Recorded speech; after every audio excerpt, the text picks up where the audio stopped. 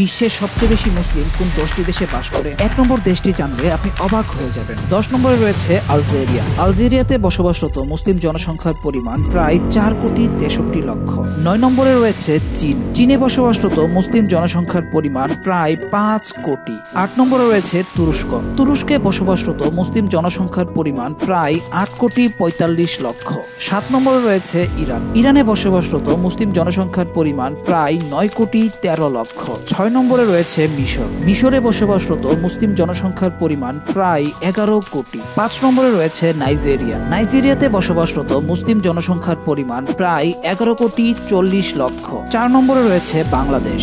বাংলাদেশে বসবাসরত মুসলিম জনসংখ্যার পরিমাণ প্রায় 17 কোটি। 3 নম্বরে রয়েছে ভারত। ভারতে বসবাসরত মুসলিম জনসংখ্যার পরিমাণ প্রায় 21,40,00,000। 2 নম্বরে রয়েছে পাকিস্তান। পাকিস্তানে বসবাসরত মুসলিম জনসংখ্যার পরিমাণ প্রায় 24,62,00,000। এবং 1 নম্বরে রয়েছে ইন্দোনেশিয়া। ইন্দোনেশিয়াতে বসবাসরত মুসলিম জনসংখ্যার পরিমাণ প্রায় 24,77,00,000।